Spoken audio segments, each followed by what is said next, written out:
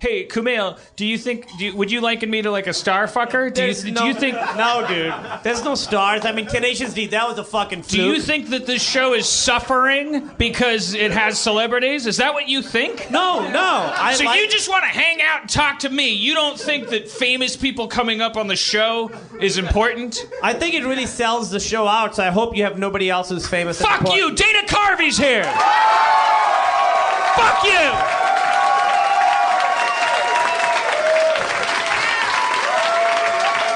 Isn't that fucking special? Yeah! Could it be Satan? You bitches! I'm trying to get hip. Where do I sit? Is that, you sit anywhere you want. There's a mic for every chair. Thank you very much. This is in the way. What do I do? You can. Yeah, there you go. Anyway, thanks for coming. And Dan Harmon. Thank you. Thank you. Camille. This is. I just want. Could you guys get a little closer? Is there any way to get them a little closer? Because I don't feel as connected as I would with them that far away. Is there any way to scooch up just a little bit? You're used to the SNL days where they were in a hyperbaric the chamber. SNL days? What are you saying, Dan? Orbiting a space shuttle, and then your stages would rotate. It was nothing. You'd be sitting in a chair like this, and then there'd be 5 seconds, and then the red light would come on, and you knew there were 20 million people, and the cue cards were not properly placed, and you had to improvise. Are you nervous yet? What year did you start? Was it 1947. That was 86? How do I look this good? No, you look fucking great. I don't want to be that guy. I think I love you. Amazing. No, I was 86. 86. So when I was a kid, when I talk to people, I've been fortunate enough to have a career path where I have friends who have written on SNL and have been on SNL. Yeah. And it's like, okay, institutional comedy is stupid and bullshit. How could that ever be funny? Yes. And then at the same time, it's like, holy shit, I'm walking down the halls, or there's a poster of, there's a John Belushi's headshot is on the wall, etc.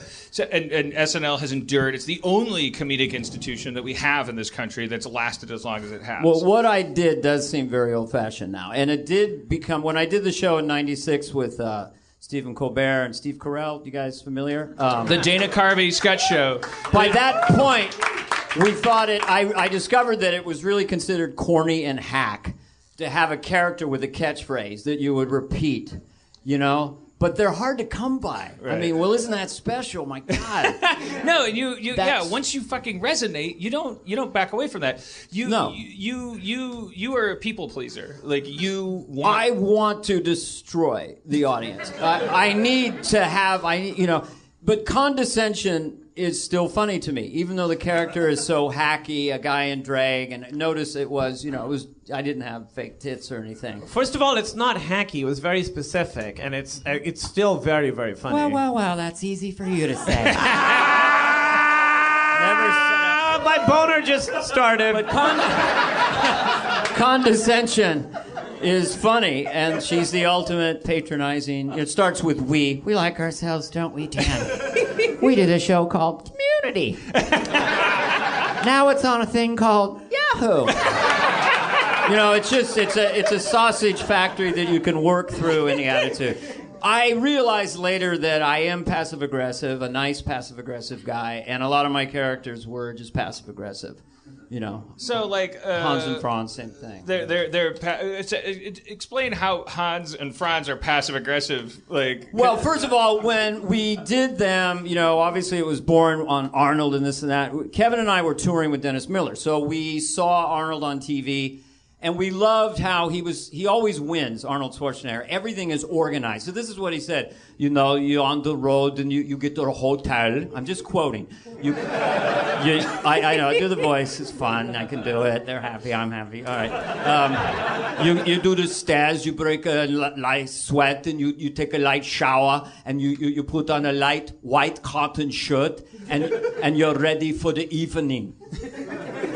We thought that was so cool. We repeated it for weeks and weeks, and then we came up with the sort of mentally deficient cousins. And when we first came out with the padding, the audience expected us to be super strong and lift up. And they soon found out we were never going to lift weights. We were paranoid and delusional, and we were fighting imaginary enemies. You were just stoked about fitness. Yeah, if you don't think, but there was that imaginary enemy. If you doubt us, if you think that we are not properly pumped up men, we could, stretch the flab of your back into the shape of a ladder, and you could crawl back down in the sewer, because that's where losers live. So that was the whole. So it had a cartoon artifice. I never connected the dot that the church lady and Hans and Franz, that's the thing they have in common, is that they're inactive. They never passive aggressive. Yeah, and I am developing a church lady Hans and Franz cartoon adventure movie. I had a booth at Comic-Con, and no, I think. Camille, why so quiet? My teeth are vibrating from excitement. I fucking love you. Camille, Let me tell you, man. You are something very special, my friend. So anyway, that was that. You're sitting over there with your thing. It's fun to do. Everyone does it. All of your impressions are. Everyone flocks to do them. No one knew how to do an impression of George Bush until you did it. Mm-hmm. I went to school the next day. I told you backstage, like I was in sophomore year. I remember I could tell you the color of the walls. I could tell you what was on the jock straps on the floor. When I gained respect from the guys that would have otherwise been beating me up, because I did my huge air quotes, my impression of Jimmy Stewart. Oh, Jimmy Stewart! I thought you were going because for I had Bush. watched SNL and you had done your and then the jocks would go like, "Hey, Harmon, do Jimmy Stewart." They don't know who the fuck Jimmy Stewart is. Neither did I. Right. I knew that you. But you've seen It's a Wonderful Life, right? No, not no. Really. Okay, absolutely not. So can we hear your version? So I would go, I can't get my locker open. Now you do yours. I worked that thing for 20 years. There's nothing funnier and a visceral comic sense than Jimmy Stewart swearing. So my first bit ever in the 70s in college, doing stand-up in these shitbox clubs, something familiar. Anyway, I'm doing William Shatner. Anyway, it was like Jimmy Stewart as a waiter. And be like, yeah. So do you know what you want to order? Because you want to go slow and kind of, So you don't know what you want to order. Yeah. So you're gonna make me wait. Yeah. Well, fuck you. It's always funny, right? It's only funny when you do it. And you did a million of those things, and like we fucking stood on your shoulders. I would go to high school every day, and I would be the funny guy in high school because I did impressions of your impressions. I copied Jimmy Carter from Dan Aykroyd. I used to record it on the TV and stuff. But because a lot of times I didn't. What was your relationship with SNL when you were how old were you? Well, I was. 1975? Was that when SNL started? Didn't know basis, but I was... don't ask, don't tell. But... Why is this white? I need some pepper. No, I was 20. I was 21, 22, 23, 24, whatever. And it was this new show. It was a variety show for hippies. And they were badass pirates. To me, John Belushi and Bill Murray and those guys, they would beat you up or make you laugh, So I was completely in awe of the show, and I auditioned for it 3 times for you guys out there and women who were trying to get on the show. Meaning that 2 times you went out there to New York, you stood on a stage in front of, and I've talked to people, No, mine was one of the worst ever. Get this, okay? The Comedy Store. Saturday Night Live people are out there. It's like 84, 2 years before I got the show. One comic after another, no MC, just and now somebody. So at midnight, this comedian named Sam Kinison goes up.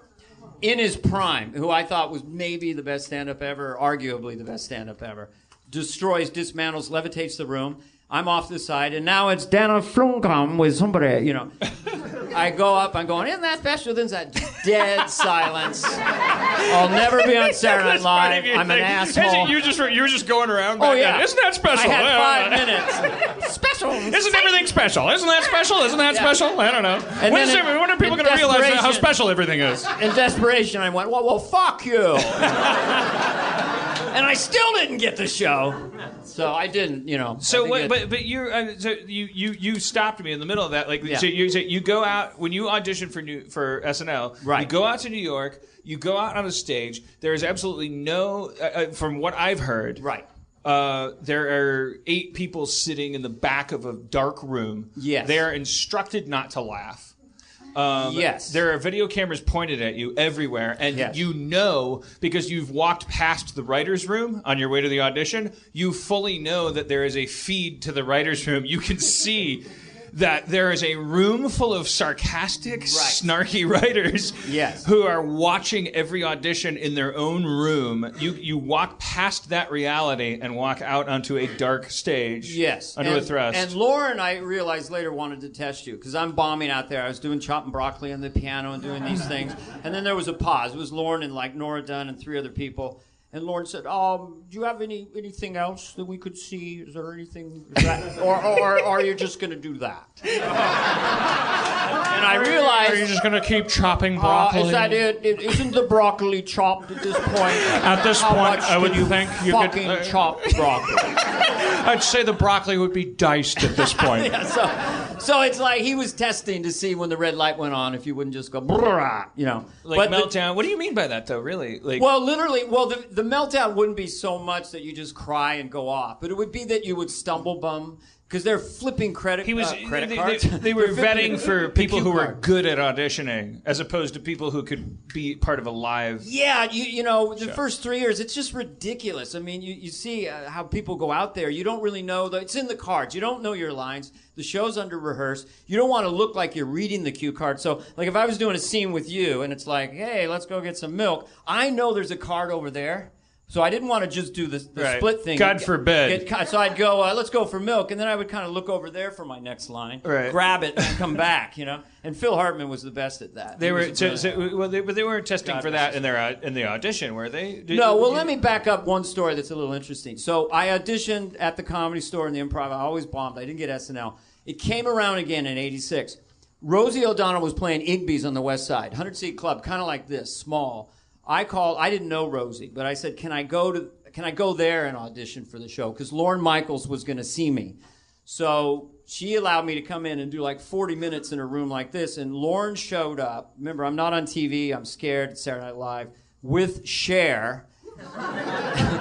And the president of the network at the time. Right. So it's just like I was just so scared and so nervous. But it was a regular audience like this. I did okay. That really helped me get the show. Did you talk to Cher? No, I never really liked her. So you probably don't have like a really good Cher impression. No, I never worked on Cher. Do you want to hear mine? Yeah. I don't know. I like it. It's based on someone else's. Half-breed. Oh, yeah. Half-breed. Oh, so you can't have a Cher impression. Without do you want me to Christmas hear? Lights. How about Jimmy Stewart explains the banking crisis? Because all I ever knew about banking was from It's a Wonderful Life. Mr. Potter, there's a run on the bank, kind of thing. So here's what they did, see. You see, Morgan Stanley and Goldman Sachs, see, they took the bad mortgages and they packaged them into an investment vehicle, kind of like a security, see. Yeah. And then they got Moody to put 4 stars on them and S&P, and they sold them to investors, but they knew they were bad. So they did a thing, they shorted them, see? So they bet against them while they sold them. So if they lose, they win. If they win, they win. And they put together, well, fuck you. Okay, now... This is the first time... Making Jimmy Stewart contemporary. This is the first time I've understood the housing crisis. I never fucking paid attention. You know but what? Now I'm like, those fuckers. It really is kind of that simple. It feels like you're in a taking requests mode, so I'll do and say whatever. I'm not going to make you do anything. I'll do and say whatever. But I would only say that it would be interesting to hear what would happen if Ted Kennedy... Ted Kennedy?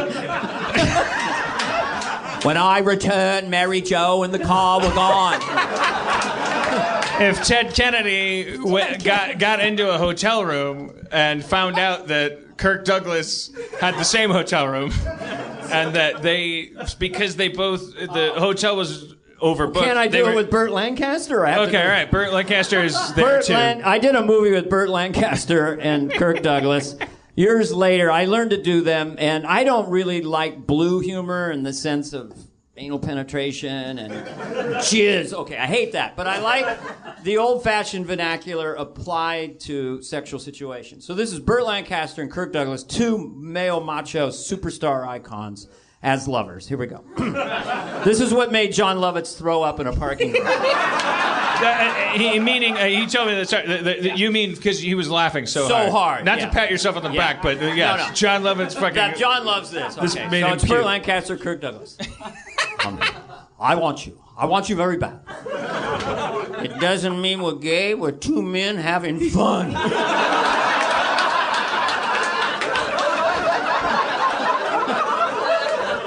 I'm inside you now. I want you inside me. And I need you. I want all of it. And I don't want just the stem. I want it all. All right, son, slow down. Don't keep bucking around like that. You keep bucking around like that, I gotta pull out and splooge all over your backside. It's the poetry of it.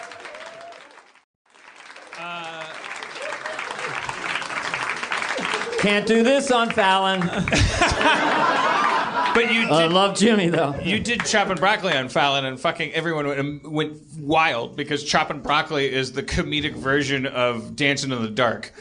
Like you're the Bruce Springsteen of comedy. Well, it was Jimmy's idea to do it with an orchestra this last time. I don't know if you saw it, but I only did it once on SNL, and I did it the very first show. Right before the end. You did it in your stand-up special, right? And that's where I first saw it. Special. Yeah. But I only did it once on SNL. So I don't know why it resonated. It's so stupid. I think there's a ton of people in this audience probably. I think the median age is probably 25. And I think that probably, without doing a lot of math, I think that puts them around the age when I was 10 years old, Martin Short was like, that's how I learned about comedy. I think the irony is that actually in SNL terms, Lorne Michaels wasn't even there. Those were the Ebersol years. No, not that year. I love the Martin But I was Short, like, holy shit, Guest, Martin Short is the fucking... And I would just go to grade school, and I would do... At Grimley? Yeah. Yeah. And I would do everything that Martin Short did. That's and my hackness extended to high school. I was still... then I was doing you. I was going, I'm in Jimmy's door. Can I go? Right. Can I be on a date with you? Not gonna do it. I'm not gonna... At this juncture, will you be on a date with me? And it was all Did you do John Travolta or Robin Leach? Did you do some of the other sub-impressions? I'm Robin Leach. And they're all kind I want a Christmas tree with lights. I'm Robin Leach, and I'm yelling, and I don't know why. Now that is really an 80s reference. I'm Robin Leach, and it's a wonderful life, and I'm gonna pump you up. I would just do that. It's very good. Let me tell you, this is Regis Philbin. I'm 87 years of age. I love Regis. I love what you have going on here, Dan Slobin, or whatever your name is, Danny Flawflo. And Farnell, you're terrific, whatever you do. Carmel! When you get your green card, you can call me. You're terrific. Anyway, I love you all. You're Comic-Con people. It's a wonderful rhythm to do. You take Groucho Marx and slow it down. You know, pick a single one and divide a duck-a-bungo. Pick a single one and divide a bungo-bungo. Pick a single one and divide a duck-a-bungo.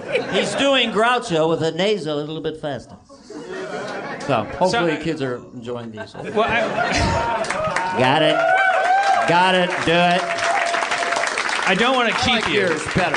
How did you? No, mine are great. Can I ask you a question? When did you know you could do impressions? I feel like there's a certain people are just good at them, and certain people are just bad at them. And in the good part obviously some people are better than others. You're fantastic. When did you realize you could do that? That I could alter my voice. Literally, really, it was when we had the Beatles came on Ed Sullivan. I was 9 years old. And we had a Collier's Encyclopedia LP where the Beatles were being interviewed. So the first altering of my voice when I was 9 years old, and I had 3 older brothers and a younger sister, was I was able, and I'll do the bit, it's like I go up to my mom, after the Beatles are on, I go, hello, Mom, do you think I could get me some pancakes? It's like a very musical. Yeah. So that was the first voice. You've been getting fucking pancakes ever since, pancakes, And it's still, I do these for myself sometimes. I mean, it's very comforting to be in this persona. It's very, here we are, you have a little gooby, it's doo-doo-doo,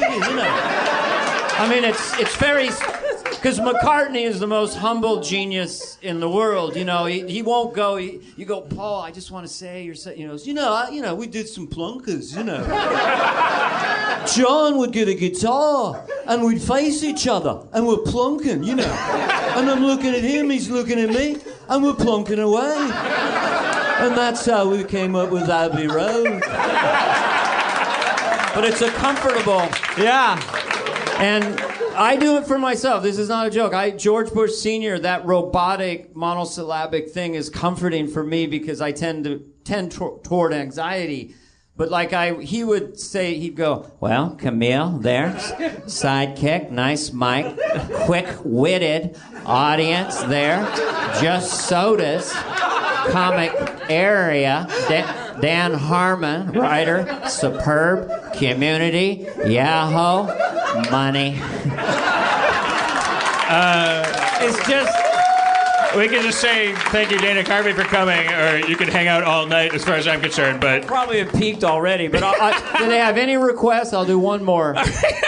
Oh, okay. He's taking requests. Well. We raised our hand very quickly. Garth? Oh, Garth, yeah. These people grew up on Garth. Well, I'll tell you real quickly. Garth, Mike, the brilliant Mike Myers came in with Wayne, and then he asked me to be his sidekick. He said his name is Garth. That's what, and he digs Wayne. And I saw that he had brown hair, so I remember I went through the makeup area and I saw I could do a blonde wig and I could wear those kind of Peter Sellers glasses. And then I didn't really have a construct for the surfer dude nerd, like, what are you doing? That kind of thing. Which is, we'll do it how I ruined Wayne's World 2 we can do next time. But wait, by bad makeup and pushing too hard, yeah.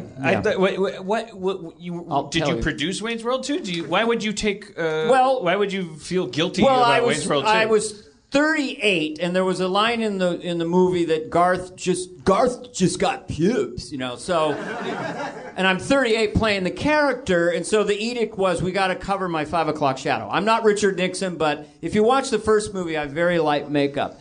So they tried to cover my 5 o'clock shadow. By the time they did that, then they caked it on. So I look orange. I look like an orange Betty Davis in the second movie. And then my performance. But anyway. But what does that have to do with you? This is what's fascinating to me about you. Right. Your self-effacement, your self-awareness, your accountability. In the face of being a fucking icon, who is this guy who does Jim Carrey hasn't come out here yet, but I think there's a kind of archetype that we have in our heads where we're like, oh, this guy that comes out and he makes everybody happy is this clown. But you're so smart and so humble and so almost to the point of you say stuff like that. No, there was really good stuff that I liked that I did here and there, but most of it was disappointing. How could that possibly be your fault? What was your role in Wayne's World 2 aside from Garth? Your job was to show up and play Garth. Look, in the first movie, I trusted the rhythm in the first movie based on my brother Brad, who does. I took the rhythm from my brother. He would love to come on this podcast. He's in L.A. He's welcome to. He's great. And he had this rhythm, and this was the best rhythm of Garth. That was the goal, and I did it mostly in the first movie. And then the second movie, you know, it just became more cartoony, and I just lost that thread, and I was pushing, and... You blame yourself for fucking Wayne's World 2? I do. I fucked Wayne's World 2, I did. Yeah. You're insane. I am orange, and I'm pushing, and I'm mugging. But... in the first movie, I had some very nice moments where I stayed in this rhythm. I did. And this was the core of Garth. And I look at it and I go, what the fuck happened to me that I pushed in the second movie? Maybe it was the money. I know you. I know you said in the green room you're sleepy. Will you stay for just a little bit? Sure, yeah. I don't have a life. Yeah. Can I bring my... From Hollywood, California, Meltdown Comics, Harmontown. Oh, Jeff. Now in session. Please welcome to the stage the mayor of Harmontown, Mr. Dan Harmon. Oh, Jeff. Let's start this fucker. Jeff. What? I imagine you driving here, reading Twitter, and being like, "What the fuck is going on?" Tenacious D, Dana Carvey. Tenacious D was here. Yeah. Oh shit, Dana Carvey. Hello. Jeff, we started without you. Now, what I was gonna say is, I overslept. I set my alarm for the wrong. I set my alarm for AM instead of PM. It happens to podcasters too. Yeah, it's okay. You're not taking blame for that, and he's blaming himself for Wayne's World 2. That's why I wanted to bring out my fiance, my 29-year-old fiance, Erin McGathy, so that she could talk to. Before you leave, Dana, I wanted you to talk to the love of my life. Because that's insane hearing that. Like your self-deprecation, it's too far. It's too much. There was good things I did. That's just a bald-faced fact that I destroyed Wayne's World 2.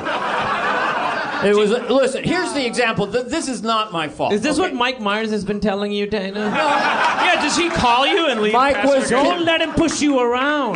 No, Mike was consistent. Mike was consistent. Here's the story. Okay, look, if you budget something, they're going to spend the budget. So the first movie, we had $12 million in 36 days. So we're on the car, and he goes, "Yeah, she's a babe," and I go, "Yeah. If she was a president, she'd be Abraham Lincoln, right?" So we make fun of corporate profiteering. You know, we hold up the stuff. Meanwhile, Paramount's paying us. Never mind.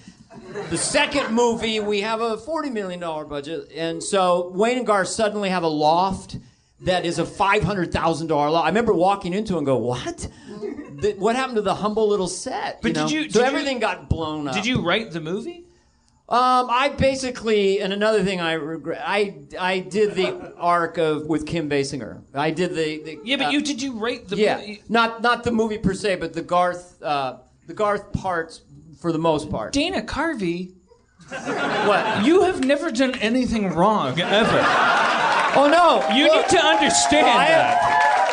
You need to understand that you have never done anything wrong. No, the first one was really good. I mean, it did inflation adjusted like $275 million. Not that I checked. So Dana Carvey, inflation adjusted. Dana Carvey, why do you think? Can we just call him Dana? No, Dana Carvey. Dana Carvey. Dana Carvey. Why? Yes. What was it? So you went in. Why did it feel different making that movie? You said it's a bigger budget. It was a bigger budget. My face was orange. I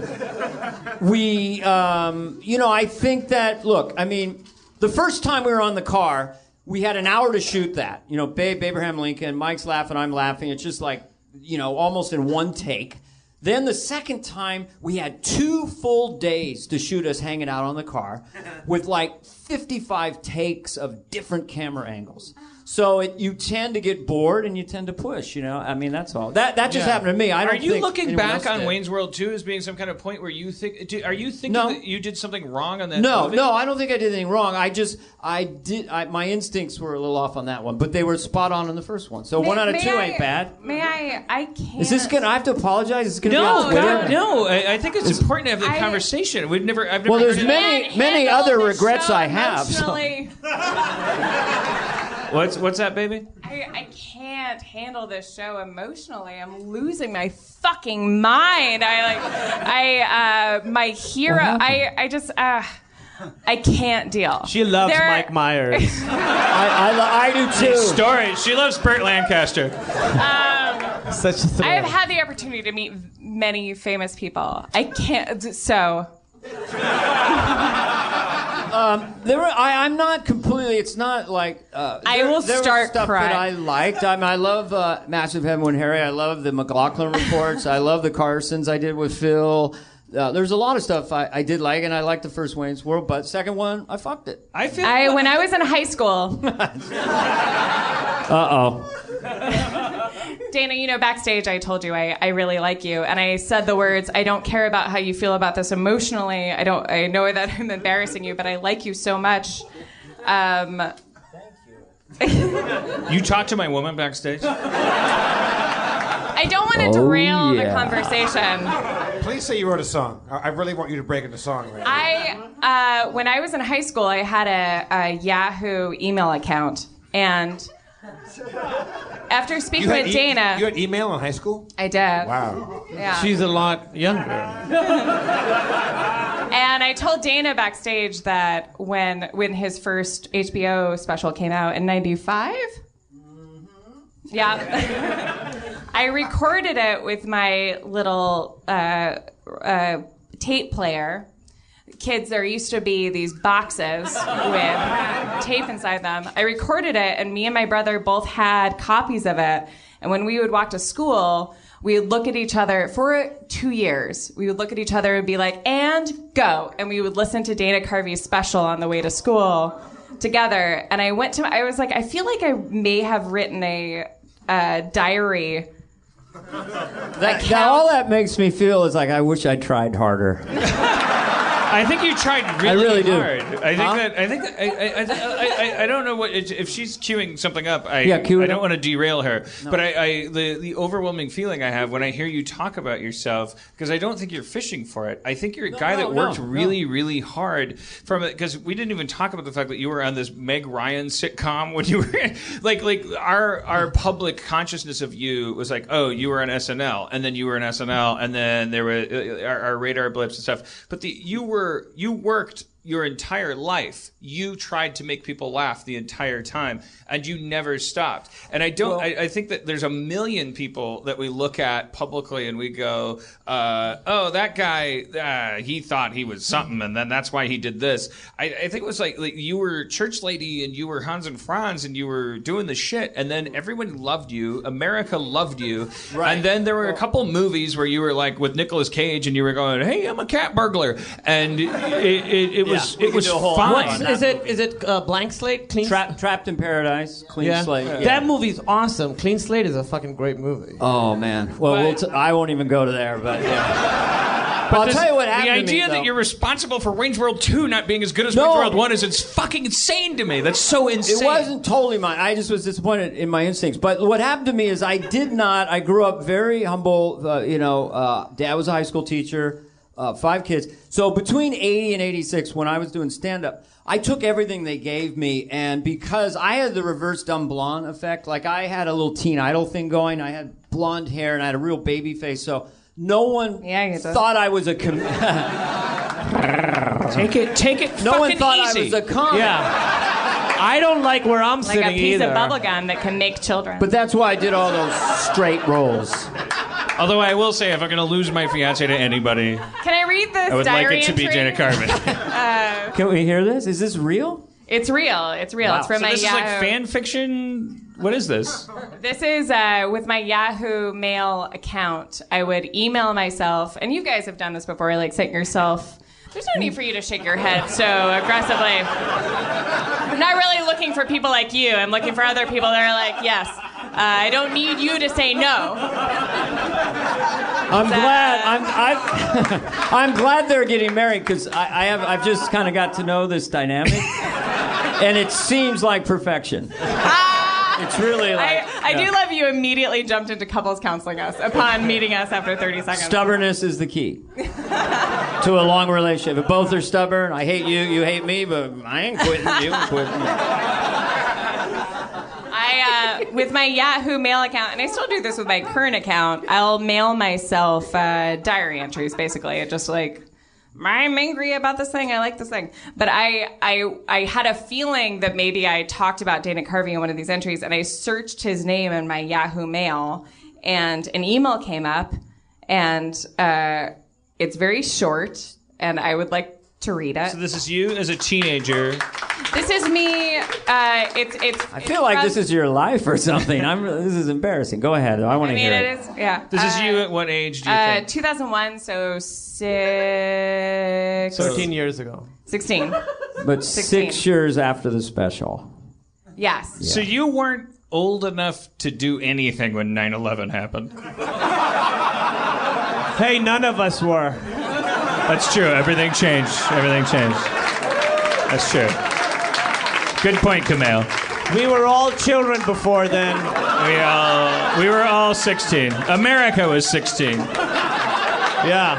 We were only 16. Only 16. All right. Read it. Okay. All right. What the fuck? Oh. It's my heart playing. Okay. I'm gonna read it. And I would only feel comfortable reading this on stage. With Dana Carvey. Subject, Dana Carvey. Subject, Dana Carvey. It's my fiance. I'm just going to read. I'm saying this to myself because I'm going to read through this and I'm not going to editorialize because I will feel compelled to do so because I don't think I sound very smart. Just present it and we'll judge it. Okay, it's very...